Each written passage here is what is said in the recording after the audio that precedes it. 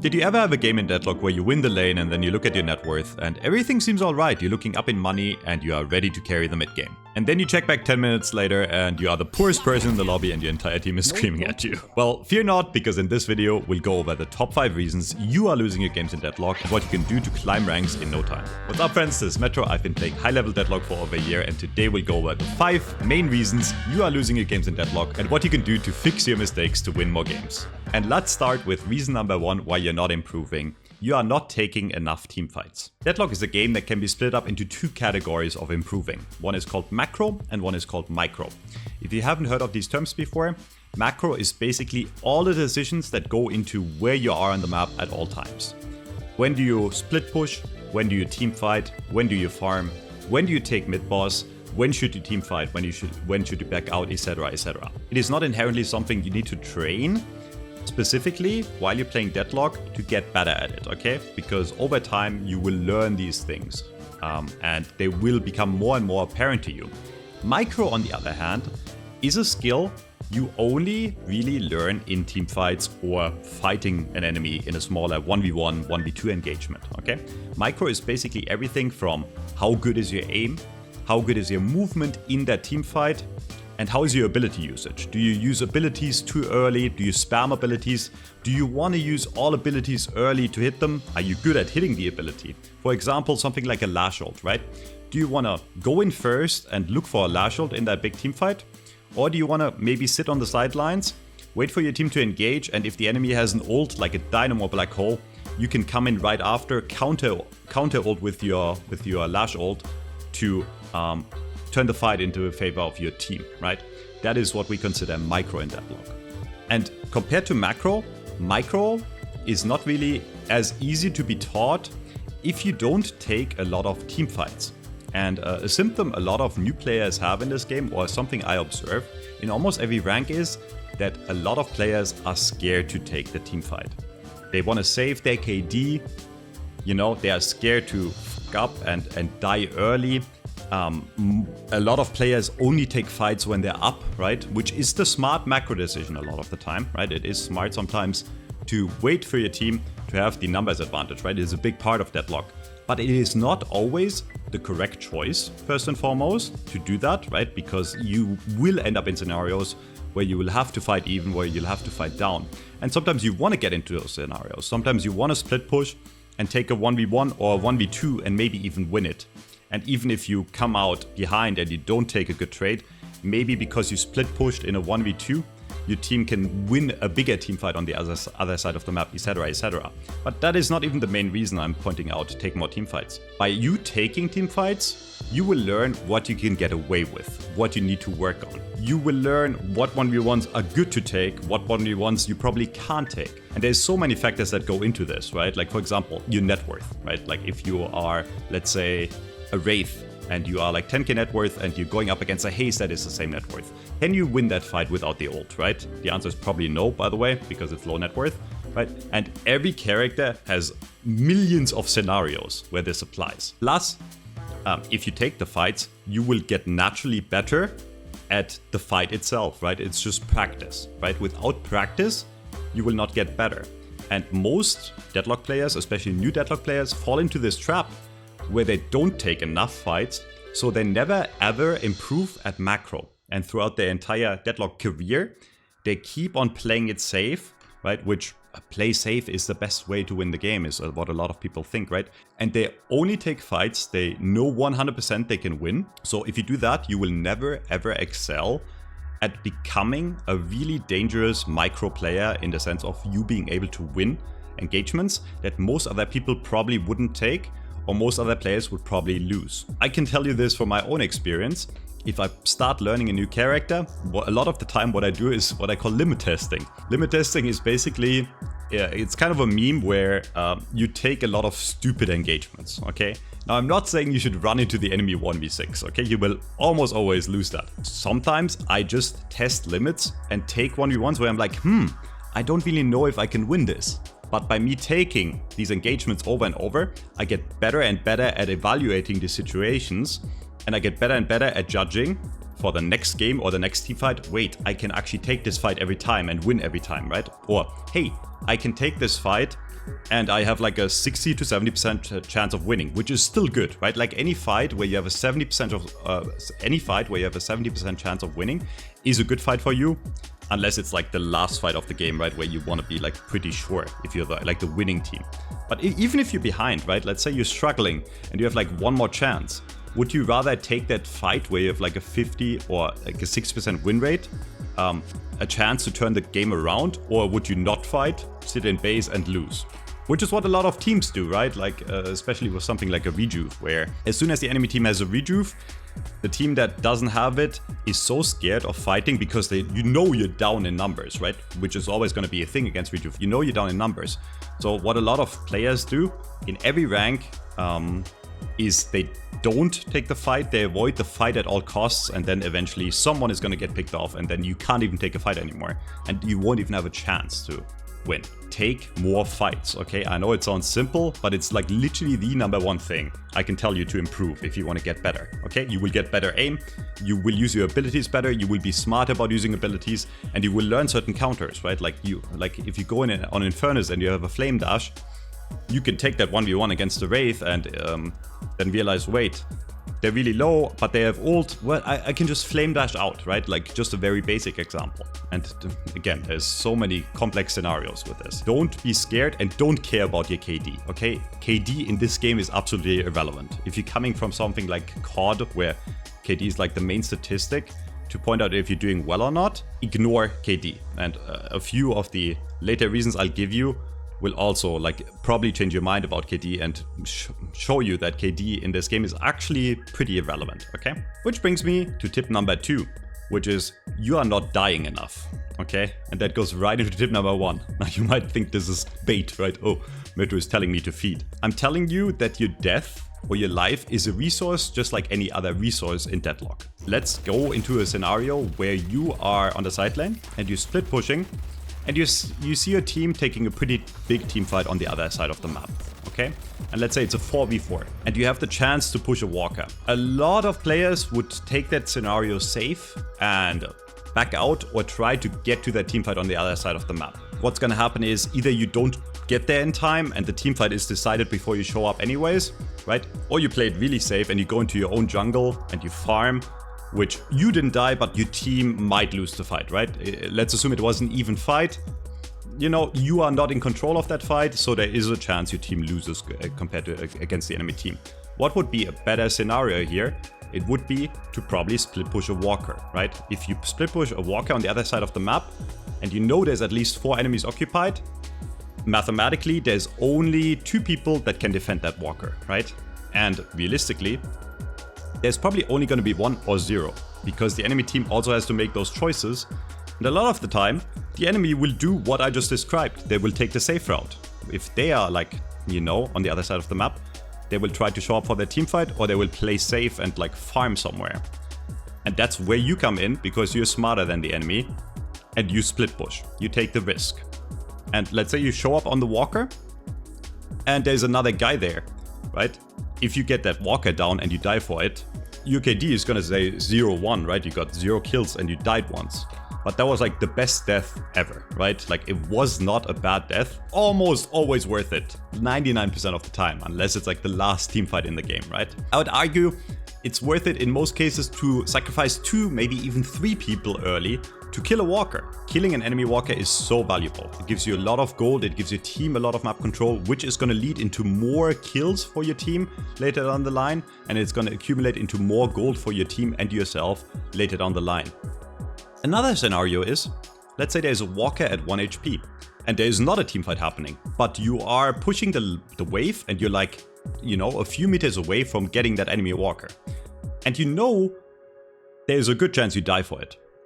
You still do that every single time, or 99% of the time. Why? Because you understand that KD in this game is irrelevant, and you understand you getting that kill for your team, securing your team maybe a flex slot and more money, is worth more than your own life. And sometimes I have players on the team, or sometimes I'm the player on the team, where I go like really bad, where I have like a 2 and 7 KD, right? Where I die a lot.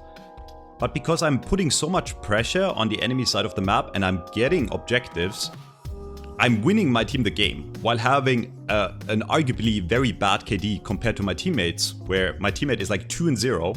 They almost never show up for a team fight. They AFK farm a lot, right? They might think they're doing well because they're 2-0. But, you know, if you're smart down the line, you know you're the one that brought your team the victory. And in the end, that's all that matters, right? If you want to climb, the only goal is winning. It's not you not dying, right? Like, yes, a game where you go 10-0 feels nice. But I'd argue a game where you go 5-5, but you did your job correctly and you got, you know, all the value for your team is just as valuable, and in the end, the matchmaker doesn't care. A win is a win and a loss is a loss, okay?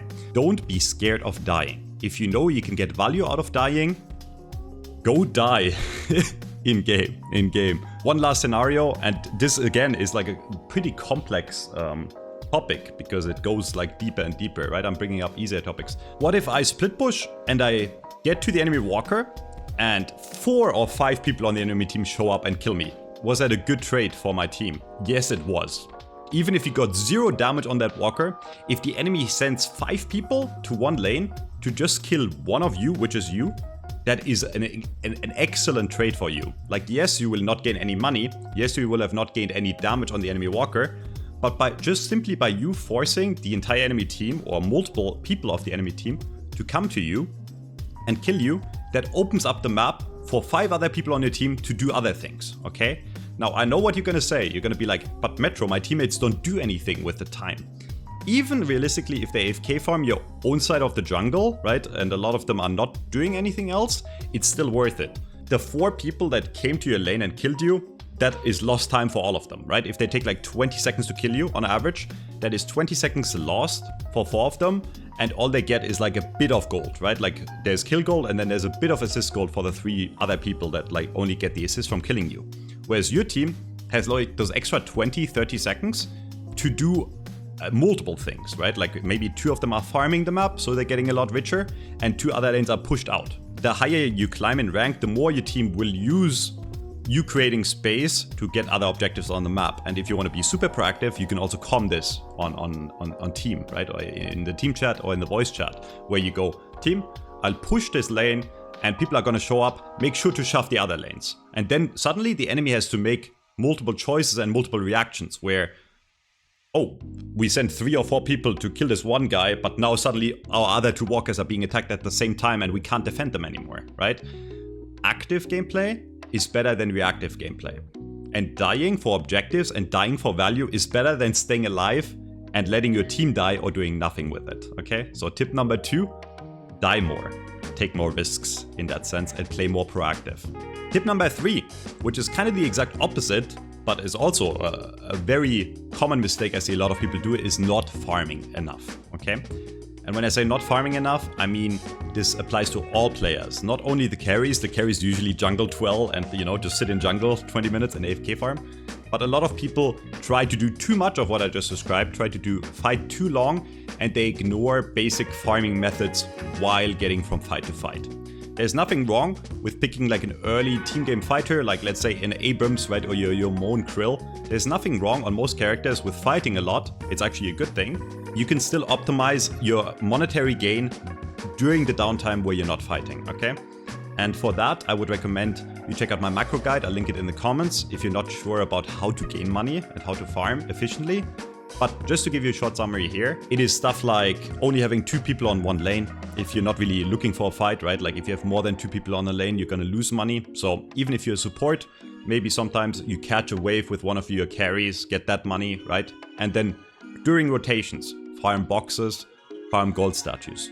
A lot of people, once fighting starts, go on like autopilot and they keep on looking for fights and fights. And you can do that again, but be efficient about it and like think logically about if does that fight make sense, or can I like during my rotation kill that one jungle camp, right? Or can I during my rotation steal one of the enemy sinners, right? Like maybe I'm on the enemy side of the map and I know there's a fight soon in middle, but do I have the time, the next 10 seconds, to get that sinner, to steal more money from the enemy, steal more gold, secure more gold for myself? And that's a big mistake I see, especially in super low ranks, where people fall behind because they treat this game more like a shooter, like a hero shooter, like Overwatch, where it's perma team fighting, where sometimes you just need to realize look at the soul net worth on your team, when you're like very far behind of your team, you need to realize, wait, I'm so weak right now. Even if I show up in the team fight, I probably won't do anything, right? Even then there's exceptions. Like for example, if you're a dynamo or black hole, even if you're super far behind in money, you know, it's still gonna get value. But like sometimes you have those moments where you're like very far behind, and then it's okay to step back and farm for a bit and be like, team, I fought for like the last 10 minutes straight. I really need to farm for a second. You can fight, but I will not be able to show up. And you can also communicate that with your team.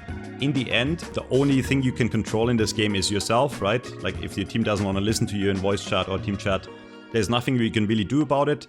But you playing optimally does not mean you should always be greedy, but it means that you should know when you can fight and when you can't fight and when you can be greedy, if that makes sense. Reason number 4 you can't win or you can't climb is not pushing advantages when you have them, okay? What do I mean by that? So in Deadlock there is a respawn timer, right? Over time, when you get a kill, the respawn timer increases for everyone in the game, right? The longer the game goes, the longer the respawn timer. And there's a few key moments I want to point out here that hopefully will make you change your ways in when you get a kill, okay? So if you get a kill after like 12 to 13 minutes, is when the respawn timer adds up enough to where you can do something like a mid-boss, or to where you can do something like pushing an enemy walker, okay? Before that, you're pretty weak, so you won't be able to kill mid-boss in time, or push a walker in time before the enemy team can show up again. But you know, usually after that time period, is where you're strong enough to where if you get 1 or 2 kills, or even 3 on the enemy, you should have more than enough time as a team to take a mid-boss. And mid-boss, I always say this, is the strongest buff in the game, right? It gives you 3 extra lives, it gives everyone on your team more HP, more damage, more spirit power. So it's an insane buff. And on the same page, walkers, especially in the early and mid-game, are insane if you get them early, right? They give you a flex slot and they give you a big amount of money, especially early.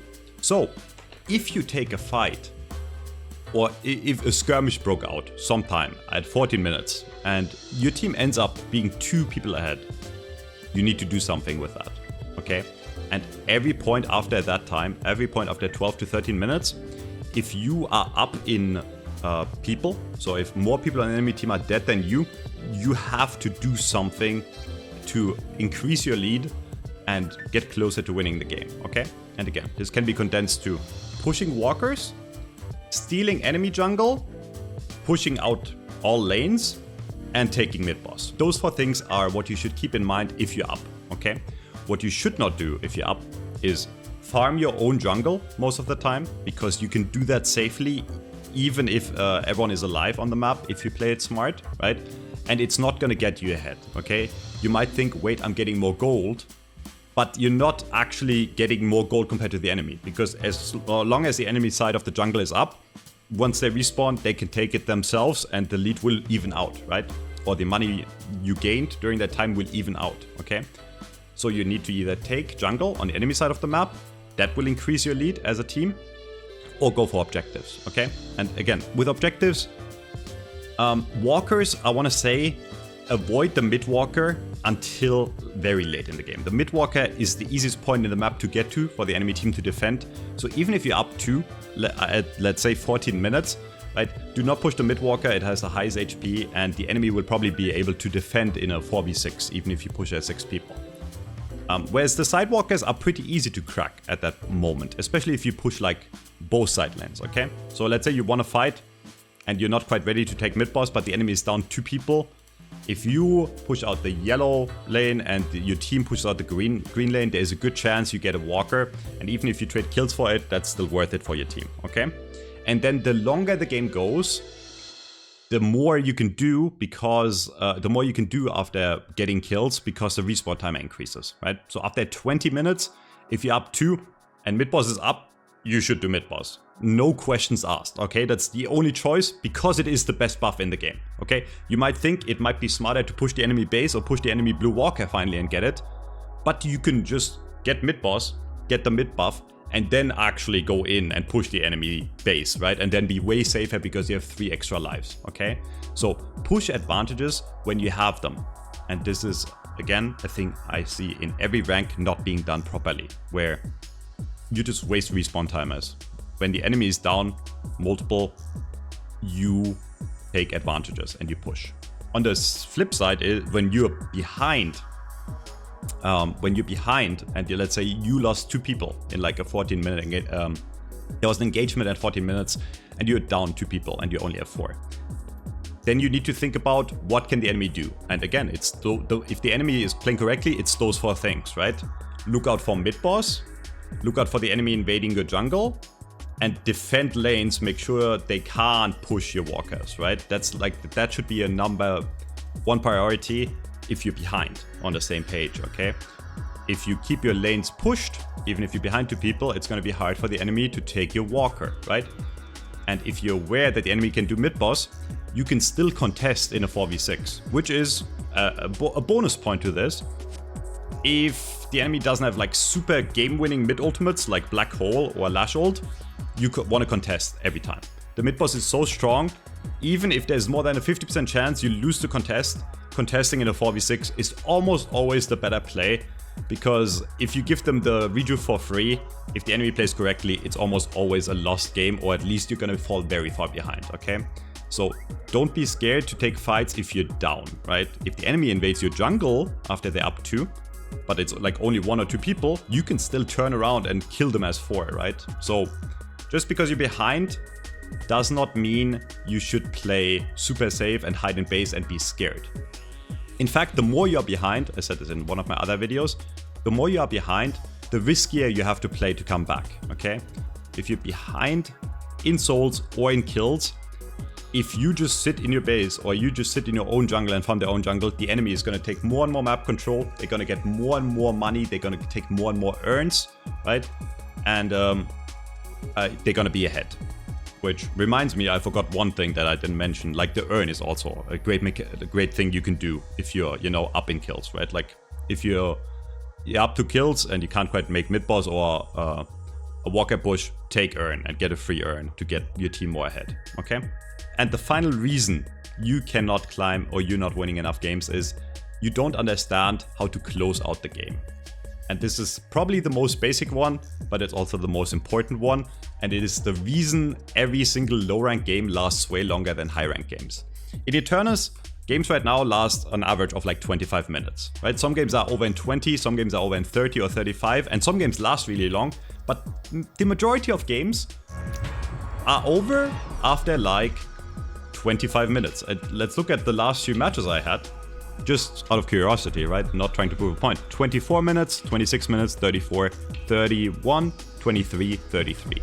24, 29, okay? You get the average, you can do the math, it's maybe like 26, 27 minute average for my games in Eternus 6, okay? Which means if your games last longer, that means that you or your team is not capable of ending the game in an efficient manner, okay? And that is a symptom of low rank, and you shouldn't feel bad about it, okay? It's natural that the lower you are in rank, the longer the games are gonna last, but that's where you have to understand on how to end up finishing the game. Let's take a really easy scenario.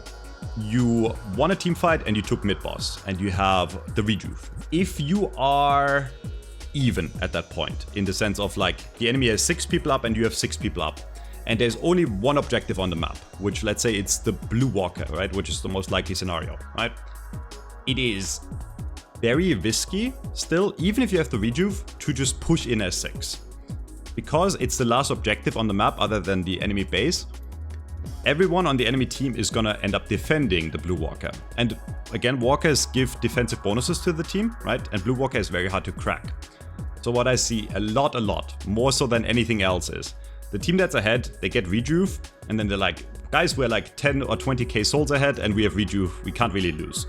And they all end up running down on the blue lane as 6, and the enemy defends as 6, and then the fight is kind of even. And because the fight is kind of even, the defending team, the team that is down in souls, gets more souls back because of soul disadvantage, right? Like there's comeback gold. And then they do that again, probably lose another rejuve, and then all rejuves are out, and in the end, what happens is the game is back to even, right? Or you're still a bit ahead, but you wasted all rejuves. So what is a smarter way to end here? It would be to push out all the lanes, make sure they're pushed, and then look for ganks. Walk into the enemy jungle and look for kills there. If there's no one there, that's great. You can take the enemy jungle yourself and you will get more ahead, right? And then the more souls you are ahead, the easier it's going to be for you to win the next fight, okay?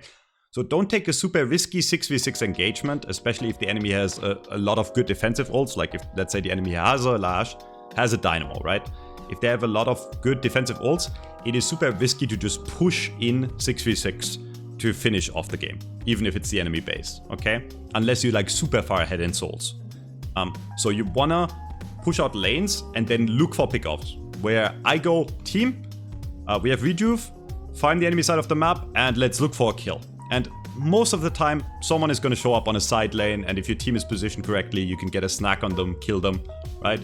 Or the enemy decides they push into you and fight on open ground, and then it's great for you because you have rejuve, you're up like 3 lives basically, right? And you're up money, so you should win that, right? So what I'm saying is, if you're ahead, take fights on even ground or get a pickoff first. And once you have that pickoff, that is where you can start pushing in, right? Like, let's say the enemy is down 1 or 2 because you just got a gank in the enemy jungle. Then you can very easily walk in, kill the mid walker, and even push their base, right? And then usually it's got a snowball and you get more and more kills on the enemy, and then you can just end the game right there, okay? So just because you're ahead doesn't mean you should take fights where you are at the disadvantage, right? Where it's an even fight, but in enemy territory, for example, right? Try to make the fight where you're up in numbers. Look for ganks or get ahead more by securing enemy jungle farm. And that's really the key to ending the game. Which brings me to my final bonus point, which is the team that is proactive in the mid and late game is usually the team that wins. And that goes for every rank up to Eternal 6. Okay, this applies to every single rank. It doesn't matter if you're behind 10k souls or ahead 10k souls. If it's an even playing field, in the sense there's no rejuves up, the team that looks for kills first is usually the team that wins. Because if you walk around as 6 in the late game, which is what you should do as a team, right? You group up and you look for a kill on the enemy. Even if the enemy is doing the same, if you get the jump on them, you're most likely to win the team fight. Okay, even if you're behind in money. Number 1 rule. And this happens in like 90% of my games, and probably in your games too, where if you look back and the game in the end was decided by the team that got the catch on someone in the later game, right? And then in the late game, 30 minutes plus, if you get a kill, the respawn time is so long that it's a very easy breeze to victory after, okay? And this also applies if you're behind, by the way, okay? Like if you're behind, and even if the enemy has like a rejuve or 2 left, and you're behind like 30, 40k, it's like, oh, we probably lost. And you're probably correct, you probably lost the game. But there's still a small chance you can come back. But the only way you come back is if you catch an enemy off guard. Where your entire team goes to a side lane, looks for that one carry that is still farming, and you get the kill.